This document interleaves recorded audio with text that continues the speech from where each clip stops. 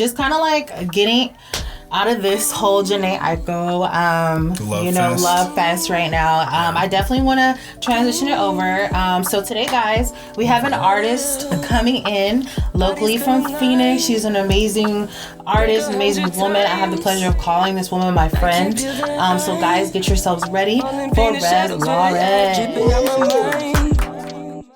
Then outstretch their hands like they don't know why. We've been seeing red, started going blind. We've been seeing red, started going blind. So I had to take my time with the answers.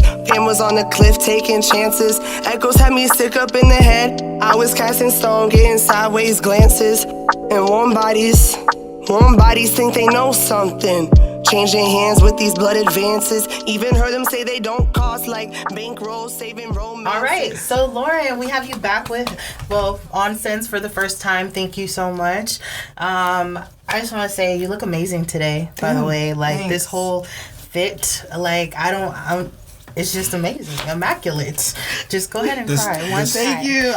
Shout out Thrifting, you feel me? that Igor hat, that Tyler merch is popping. I know. That's real shit. They can't see the logo, but it's there. Trust me. Super influencing. So Lauren, why don't you just tell us a little bit about you, like where you're from originally, like how you got into music, and how you got into the music scene here in Phoenix locally. Yeah. So I was born in Arizona, Chandler, Ahwatukee area, a little bubble of a situation there, but I went to school in Phoenix, and then I went to college in Tucson. I always had like an affinity for music. Like I was always writing poetry and lyrics even before I knew how to like even make a song or anything like that. Like and an ear for music. I played keys when I was really young, but because I had an older brother who played sports, I'm Aries, I'm super competitive, so I sort of felt like I had to compete in that sense, and so I started playing sports too and kind of let piano take a backseat. I kind of quit because I thought that I had to be able to read music in order to be good at it. To play. That's kind of like the vibes I was getting from the teacher. And maybe I was misinterpreting, but because I would just memorize everything or like play things by ear and stuff like that. So I still have goals to teach myself keys. I touch on it here and there, but yeah, I went to school in Tucson. Prior to college, I was really only familiar with the rap that I was hearing on the radio, hip-hop that I was hearing on the radio. I was really into alternative rock, but finally discovered like the underground. Like I think I discovered like Chance the Rapper and Childish Gambino first, and then from there, like I was like, shit, it's more than just like Kanye and You're like, this is so like, tight. This is So it really like fell in when I was studying poetry in school. I started creative writing, and kind of like meshed to the recognition of truth, I think, and the expression of truth that I magnetized to hip hop for is it almost like gave legs to my poetry in a way that I never had experienced, and so I felt really empowered and really powerful through expressing my poetry and like rap style, and then down the line learning the difference between like rap and hip hop, and like really understanding what it is that I wanted to say, and like what you wanted to do. Yeah, the self-education that took place after college was really what transformed my life. I'm really grateful for the experience. I've been able to go and like to school in state and stuff like that, and have experienced my poetry professor who was insanely transformative to my work. But I would say it was everything that I was able to take that to, like in terms of continuing to continue to grow and like, you know, use your music and everything. Okay. That's really cool. Yeah. And like you started out with poetry and everything. Okay. So like, are you're originally from Arizona? Okay. So you're a native. Okay. Oh, you said the Phoenix of the how I get into the Phoenix. Yeah. I moved back from school and moved back to Phoenix and just like got a restaurant job out here and started like going to, it was crazy. Like I met a few people randomly, but it was like twice within the same week. People told me, two different people had told me about Poetic Soul. So that was really where I first started to meet That's a sign artists. right there. Yeah, I met PK. I met a few other artists in the community. Okay. And then that's how I started like branching out to finding out about more events and stuff like that, just by like keeping an ear to what's going on. Okay, yeah, I love Poetic Soul. Like that's definitely the place you want to go if you want to meet other artists and like other creatives. So I definitely see that. And then you just kind of had conversations and you made those connections, and then here you are today. Yeah, shout out JWAP too, because there was a conversation I had with him that like completely changed how I approached making music. So really, big shout out. That's really awesome. I know who JWAP is, and he's dope. I definitely fuck with his music too, and PK for sure. That's really cool. I know Branden. Yeah. So like, you know, I mean, so when you were getting into it, like, what was the like so when you went to the Poetic Soul the first time, did you go there? I assume you went there with your own. Did you perform the first time? Yeah, I was. I still remember it like plain as day, like as if it happened yesterday, and I just like signed up. I don't know if I was what I was expecting or like whatever to go, but I went like really early on because this is when they would arrange it based on like returning people would go like later in the evening, and new people would go at the beginning, and I went like first or second. I think I went second. And I just went up on stage and like told the band to like play whatever, and I spit the two verses that were my favorite and the ones that were committed to memory at that time. And I still know them, but there are other ones that have taken their place since then as my favorites and things. But I just got, as soon as I got the mic in my hand, it was natural, and it was really my first time performing really on the mic. Like everything had been so internalized and so practiced like in my own space, in my own time, but I'd really never had an opportunity to hop on a mic like that. So in front of people. Would you say that like when you got off the stage, was there anybody who was like thinking like, oh, this is a comparison? Would you say like you got comparisons like right off the bat? Because that kind of, go ahead, sorry. Oh, it's all good. I get all types of comparisons, and there was a conversation that I had with this with my friend Kata from New York, who I had met super like the fact that our paths crossed the way they did still blows my mind. But anyways, we would get into conversations about our artistry, and we talked about who I had been compared to in the past and the names that people would draw from, and I was always like couldn't believe the names that people would say, and I would just kind of swallow it, accept it, thank them, but still remain kind of puzzled by it.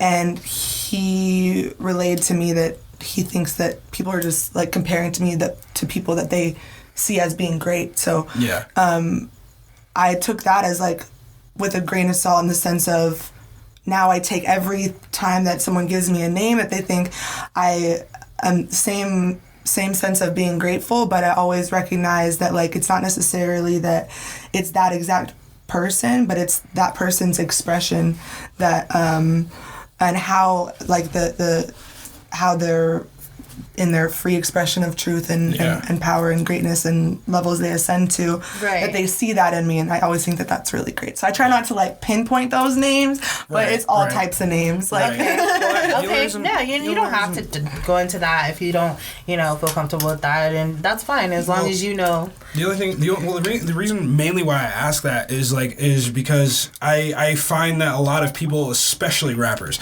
get compared to artists from before, and my like truest question is like, do you think it's a healthy practice to do that? Because like I feel like it stifles the new age artists' creativity, because then they get cornholed into this idea of like what they should be as an artist, what they should sound like, how they should move in this industry.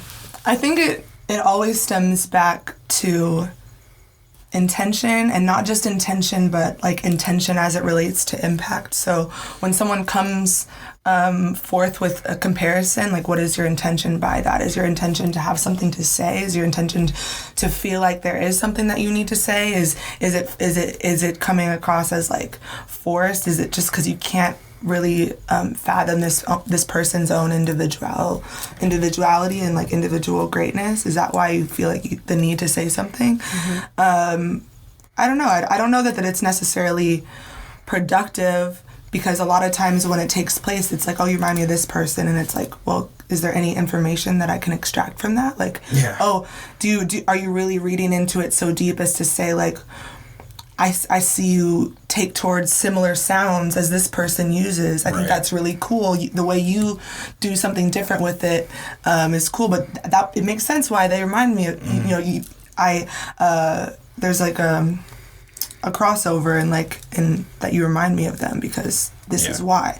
I don't know that it's necessarily a productive practice, but I know why people do it, especially if they're outside of music and outside of like the practice of being an artist, and like I think sometimes people just want to have something to say. I think that makes a lot of sense. I think that answers my question very, very, very well. Because I mean, when I've listened to some of your music, I could hear sounds sonically that sounded similar, but the production and the beat choice and the actual content of it was different, and it was relayed different with a different tonality and everything. That's cool. Sonically, I think there are some people that can sound similar, and I don't think it's a bad thing. Yeah, I don't think it's necessarily a bad thing. I think it's everyone has influence. Like, particularly with this next project I'm working on, I'm allowing myself not for the first time, but really allowing myself to step in and say, I'm influenced by this person. Consciously, like allowing my work to be informed like that, because I've seen what doing that has done for my work. Okay. You know what I mean? Like, by allowing myself to really study the artists whose mindsets I think are so important, because it's not necessarily the work. It's not like I want to make that. It's like it's like I want to align myself with where this is coming from and see how it is projected and makes manifest when it's filtered through my psyche, and like when it's filtered through what I have to bring to it and what I have to say, because inherently anything that I'm doing is always going to be different from anyone that I draw influence from, by the fact that being filtered through this physicality and these eyes and the things that I've been witnessed and taken empathy from, like it's gonna be different. It's just inherently. Yeah. And so I think it's healthy to allow people to draw influence and not say, like, you're trying to bite, you're trying to be them, you're trying to do this, like, da-da-da. No, let people just take healthy influence from the people that allowed them to grow, because in reality, nothing belongs to us.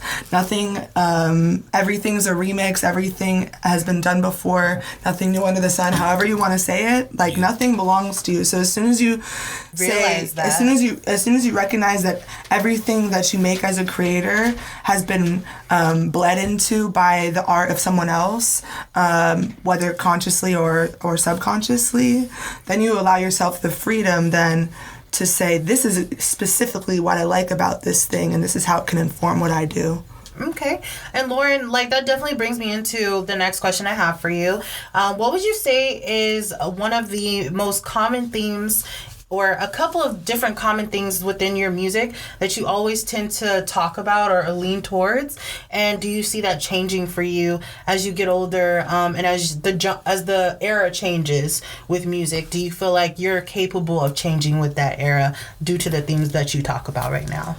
I love that question, because one thing that I've always reflected on is that still waters run deep. Mm-hmm. So there are certain things that are going to always recur and are always going to be relevant until they're changed, until our society and the people in it that aren't engaged with the discourse of what it means to have power systems that build identities on the backs of the oppressed. Until people are able to recognize that and recognize their place in it, because right now I think the biggest problem is there are too many people that don't see themselves as central to that narrative. I think it's an issue that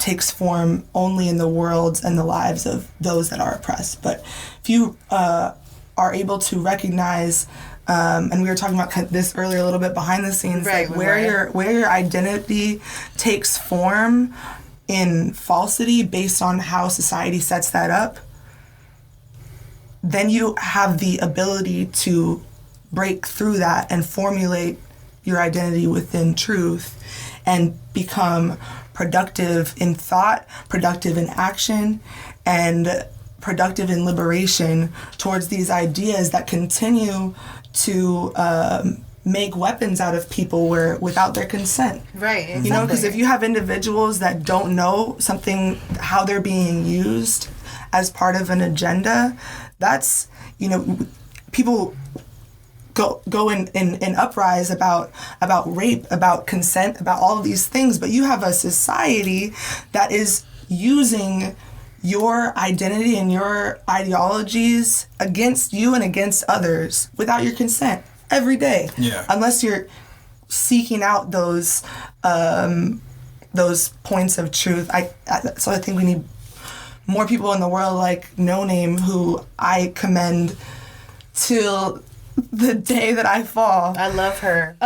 For everything that she does. She's someone whose power and truth and commitment to liberation is something that informs my work. But how she's done her book club by giving people access to these writers that will allow you to dismantle your identity or feel validated by the fact that there are people out there and that have existed before this time that we're in right now whose ideologies were not only illegal in places where these regimes took place, but whose ideas are still relevant in the times that we're living in. To validate those things. Those are, I think, all things that I draw from my work. That's the thing. That. I don't feel like people really look at the world that we like. People don't look at the government that you live in as a regime, because a regime is something that is, and especially in our place in this world, where we are at, America, it feels like we, you know, the wool's been effectively pulled over our eyes for so long. Truly. And it's been so easy to do because we're built off of the idea of freedom. You know what I mean? That's what it means to be American, right? Is to be free, is to be, you can say and do whatever you want. But you don't understand that we're just as much a regime as Stalinist Russia was. I mean, we have kids who you go into school every day and pledge your allegiance to a flag. You don't even understand what that means until you get to be about 16, 17, 18, to where you realize I'm pledging my allegiance to this idealistic idea of what America is and what the dream is. What life should be. You're right. Speaking on the Pledge of Allegiance, people, it's written that this is not a democracy. It's to the democracy and the republic for which it stands. Right. We are below these regimes of power under the guise of people democracy. People don't understand that. Right. They look at it as like freedom, as if it's real freedom, but even at its core, the idea of true democracy is incredibly hard to stick to when you have as many people in the world as you do today. Right. Because this was all just the brainchild of some dudes running around in togas in Athens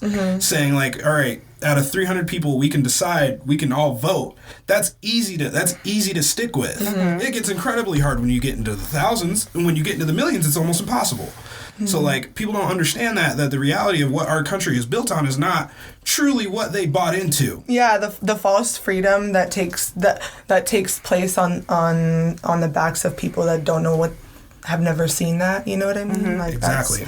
I think it's wild. The only freedom that is real is that which you derive and excavate through knowledge seeking, and that practice undermines exactly everything that this country operates by, and so therefore it's not in the vested interest of these power systems to like guide you to that access of true truth, true knowledge, if you win in the true game, identity. you ain't gonna give everybody the answers. Yeah, exactly. Right, exactly. Again, just moving on to like our next question here. I love the way you dress, Lauren. I definitely feel like you're different. It makes a statement. Like when you walk into the room, I noticeably see that you're different in every aspect. Would you say that like you dress this way because like you don't want to be overly sexualized within the music industry? Because we see so many female rappers today who just don't wear a lot of clothing, like, do you cover up for a reason, or this is just like a way that you've always dressed because you like, this is like my swag, not because I'm trying to make a statement or I would say I've always gone back and forth into experiencing my femininity through how I dress, and then to experiencing my own version of that femininity through the lens of my masculine energies. And I think I grew more and more comfortable and accustomed to a way of dressing that allowed me that self-possession. I think that's really what it stems to, because the more it took place in like educating myself, of like realizing how the power systems don't want us to be able to have that self-possession in terms of our identity, the more that I excavated in terms of my identity and that knowledge, the more I wanted like for myself, and the more I recognized being addressed and given different energy. Do you feel like people take you more seriously because I of would the way say you dress, for the way you sure. dress, I would say for sure. I hear women talking about in the community a lot, and outside the community, how they would go to a studio and dudes are like trying to flirt with them and trying to holler at them, and it's like I don't deal with that, because I think it's not as accessible, and it kind of is confusing, I think, to some people, particularly as I investigated the modesty component by covering my hair, but then taking that as a form of resistance. Like how we dress is how we build our armor for what it is that we're going to have to confront.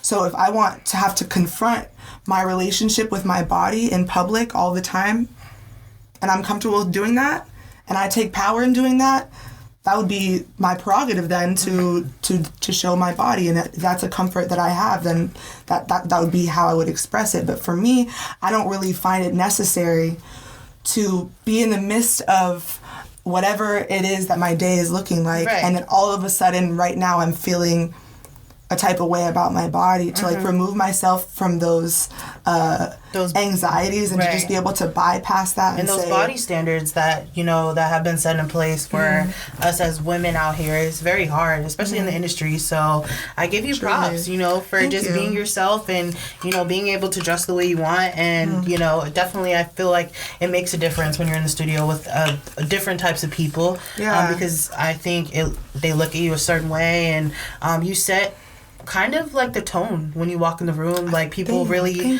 take a look at that and they're like, okay, she's dressed well, she's very a classy person, she's she's not out here like being foo-foo or playing around or anything like that. So sorry. No, you're good. Go ahead. There, like I said, there are times when in my past where I've slipped into like the femininity of really wanting to experience the beauty of my body, but I've always, since when I was little, I've always taken toward expressing myself through, because I had an older brother, so I had a lot of hand-me-downs from my brother. I had, I was always influenced by, wanting to fit in, and that way I played sports and stuff like that. So the tomboy in me is just like living her fucking life. Right. I love that. I can do it. It's all about like the reclamation of identity. Yeah, I don't beautiful. think it takes anything from who I am as a woman. It was funny, I was having a discussion with somebody, and I just jumped to the conclusion that they would assume that I would take more to my masculinity or something like that, or that I think there was assumptiveness towards my sexual preference or anything like that based on it.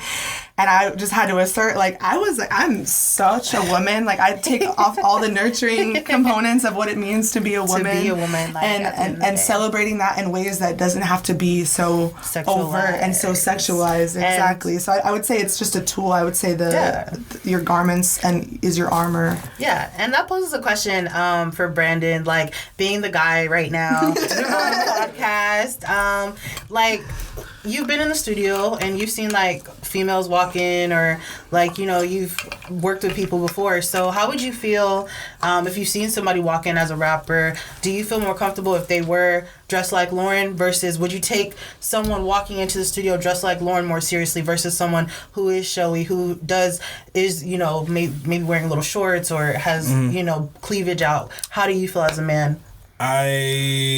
There's a part of me that I want to give the woke answer, and then I'm going to give the true answer. Okay. So, right. So, and I want you to be completely honest, because this is something... I mean, I'll give you the true answer first. So let's be honest. I right off the bat, if a girl was dressed in something like that was very showy, I would be probably be not thinking too much about her intent, her intent coming into the studio. I wouldn't be really looking at that so much as I would be looking at her, because I would be like, damn, she's gorgeous. Like, that's, wow. You know, like, I don't speak for every man, but you're going to sit here, you can't lie, that you look. You know what I mean? And that's the reality of it, is you got two eyes in your head. Mm-hmm. If you're not blind, you're not Stevie Wonder, you're going to look. Right. So, like, but I would say that as soon as she hopped in the booth, depending on what she talked about and what she brought to the table, then I might change my tune. You know what I mean? And that's still the true answer. This isn't even it all depends on what comes out of your head.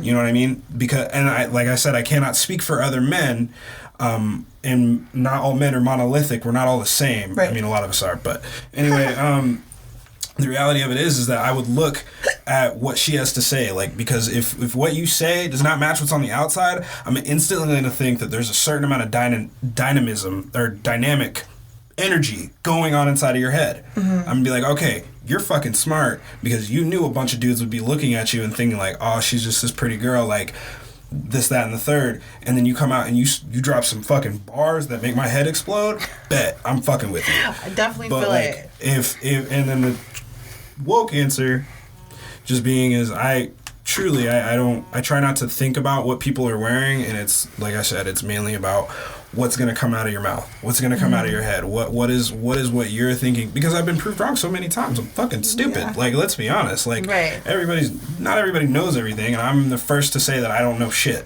So like, I'm just going to wait for what has to come out of your mouth. I feel that. And it also, like, by experience, for me, it's made things so much easier to continue to attract what it is, and not even sexually or, you know, relationship wise, but just like the energy that I want to attract. I have every tool at my disposal to be able to attract the energy that I want to receive, and I want to inform and bring healthful energy to my life. And I feel like how you dress is a big part of that, because if you're okay with like what you're gonna, as a woman, what you're going to attract based on what you're presenting, because once you've presented into the world, you have no control over it anymore, just like the internet. And so if you're comfortable with what you're going to attract, and you know, like, those energies won't reach you, then that's part of the decision that, like, women make, I think. I love it. I like what you say about matching the content to, like, I love that. I love that. Yeah. And I think just from, like, my personal experience, like, when I do a shoot, or as an artist myself, or if I'm, you know, I know I'm going to have a show, I definitely try to dress a little bit different. Like, I don't know if you've noticed, like, the way I dress on Instagram is, like, totally different from probably what you would see me dress as, like, on a daily basis, just because I'm so, like, I'm self-conscious about people looking at me a certain way, and I feel like I want them to take me seriously. I don't want them to be like, okay, yeah, she looks good, but her music is, you know, whatever. I'm still gonna fuck with her, but not in that way. You know what I mean? So I love that. And I know, Branden, you had another question.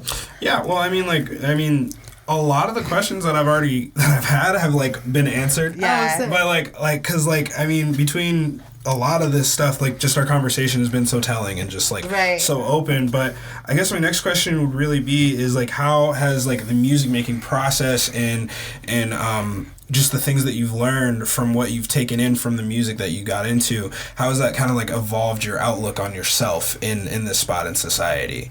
You know what I mean? That's a really good question. In terms of like responsibility and like vocation of self and how that all factors in to identity, it wasn't until I was able to access these ideas and the urgency that comes through in the music that I listen to. Artists like Earl Sweatshirt are who comes to mind specifically. And recognizing what I was always trying to excavate towards. Like there was as I was building and progressing myself within my lyricism and the messaging and everything, in order to continue to elevate myself and access and excavate all of these ideas that I knew I was capable of setting forth, that came with a continual, like I've said, education of myself on what my identity is within these larger schemes. So could you rephrase the question before I continue? Yes. Or not rephrase it, but like again. Well, it's pretty much just like, how has the music making process, the music making process, the way that you get into yourself, how has that changed how you look about your spot in society and just what you bring to everything? Right. I see. Okay. Because I could sense myself getting off track. Well, so it was a very vaguely worded question, so I apologize. But the music making process has, I would say, kept that excavation going. And when I talk about excavation, it's like exactly what it sounds like, as far as a process of like mining into the earth for materials that you need. Just you have bringing to back layers. You have to like mine within yourself in order to access not only like your own divinity, not only your like to a degree we have to be able to depersonalize and detach from the physicality of things and understand that, okay, the example I always like to give is like, I perceive this table, I'm not this table. Mm-hmm. I perceive this phone, I'm not this phone. I perceive these shoes, I'm not these shoes. I perceive the body, so I'm not the body, or I'm more than just the body. I'm just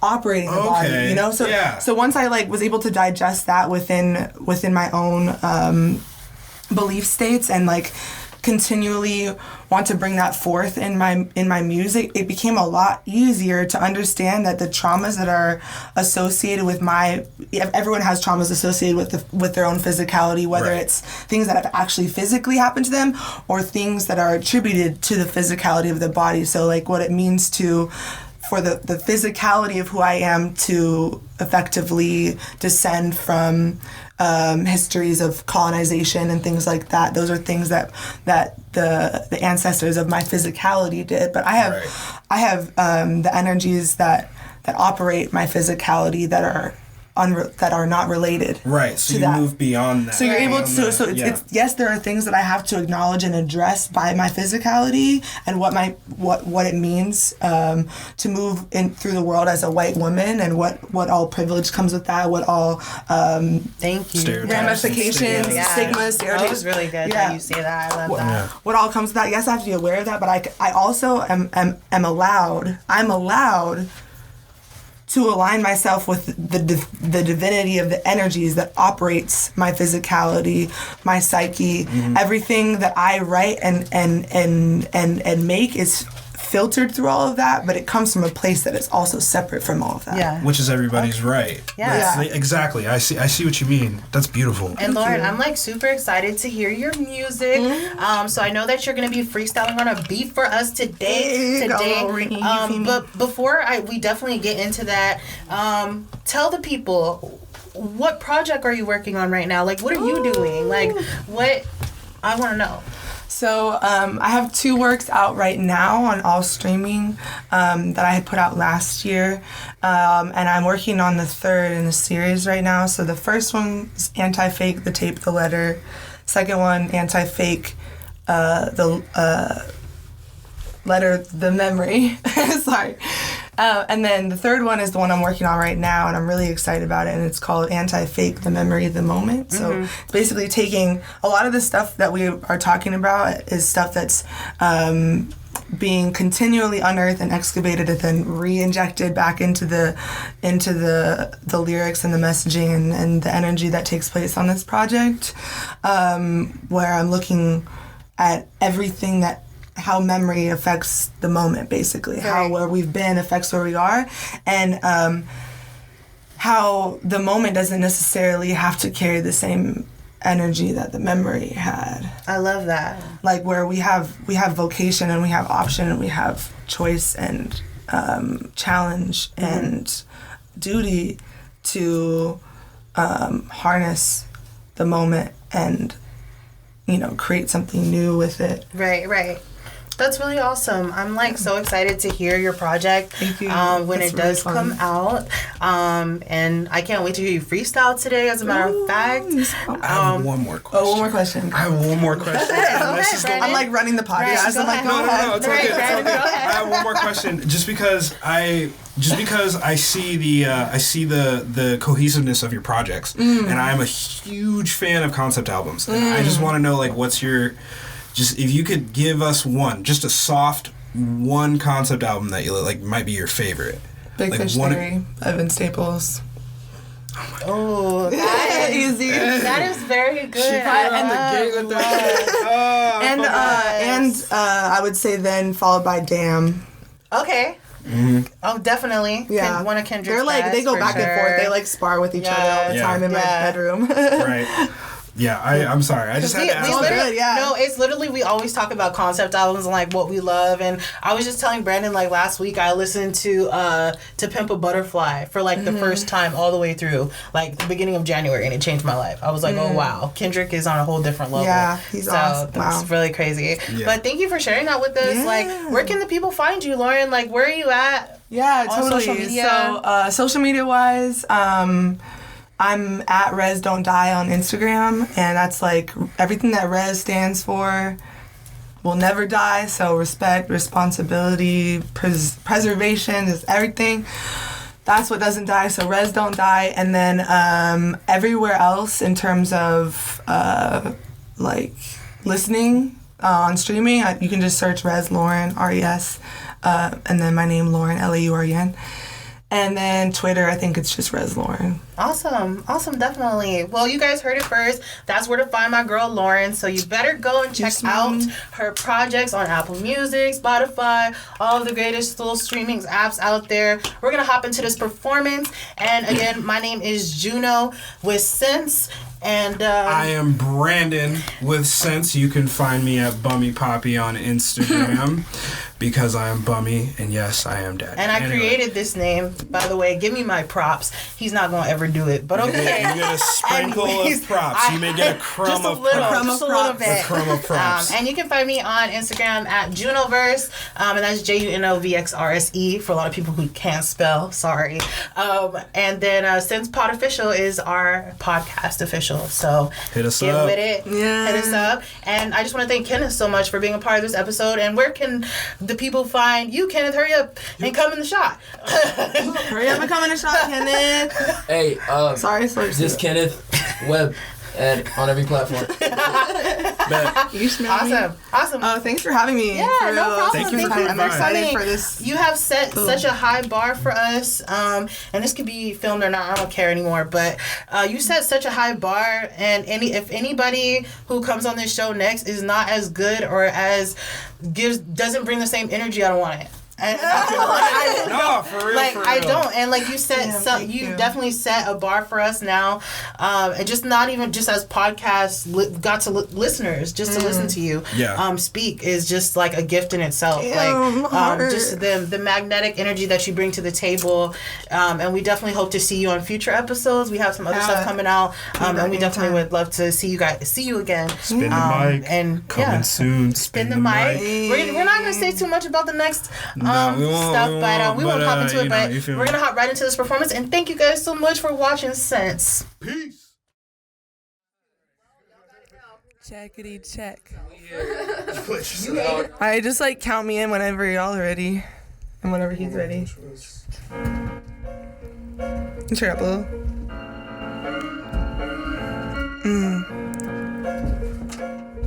Check, check. 1995, my eyes open, skip to open eye. Power wants the soul trap, death toll on the rise. Some say no one ever really dies, like a silver lining. Others stay hurting for some perfect timing. Not a bragger or a boaster by nature, but I got raps, Jagger. Got you focused in on my soul, the body changer. Relay ancient alien, scenes I've been rearranged. Egos flaring up, I'm out of range, so put down your dagger. No, it's not about me, out of body, still ain't out of patience. Seems I found my purpose, why I'm grateful for my matter. Still I stay hungry, cause I see the full platter. Having heart for heartless ain't the way, I don't atom. I don't see myself as for Adam, maybe formed Adam. He want war Adam, but what comes before Adam? Ever think the lady was the clay, earth, and pattern? Make a space between the rungs of the ladder, y'all late. And everybody love until they ain't. I want you out the paint, some will never give, only take like a drain. I'm just trying to get up out the maze, out the AZ, turn the work to the wage, put my pen to the page. I can think of people who the money might change, but you ain't gotta worry about me. Surely I got goals you can't see, set the soil with seeds, steady all seasons, changing weather fleece. Plus my heart lighter than the feather breeze. Every day I make myself better, G's. Lines like ether, pepper with all the schemes. It's like knees, how I put this shit together. I like truth, showing proof, hold the roof, nailing tooth. Yeah. I like truth, showing proof, hold the roof, nailing tooth. If we're fighting, then we're bound to fight forever. Yeah, know that power wants us getting gray and not cheddar. Silence so we both go down together. Guess my mouth Beretta, unapologetic, sure to fall and get up. Yeah, sure to fall and get up. I'm anti-fake, anti-snake, anti-lame. I don't break, I rise, but I'm the rain. Watch me change shape, multifaceted phoenix of the flame. Resdontdie, and that's the name. Ooh. Resdontdie, and that's the name. Yeah. Okay. Yeah. Balance, knowing power, knowing place. I'm cool on the carpet, knowing very well I made of space does. All aboard duality, the urgency, the patience, the weight on my chest. My soul has many faces. They all got a say in me, light up like a ray in me. Tighten up, I wanted love, I needed love to stay with me. But what I end up chasing as I give away, I'm made of. I can't play the middle though, it gave me cause to stay up. Practicing my layups like a lake. Assalamu alaikum, alaikum salam. Inshallah, my light on till I'm gone. Can only give what I've got. Plot on a plot, stuff a sock, race the clock and leave the rock hot. Race the clock, yeah. Race the clock and leave the rock hot. With letters, words, syllables, space to stretch sentences. Hell turns over in place, no made mention. Bell curve make for the edges of make a mecca, making messes, making pace with the message.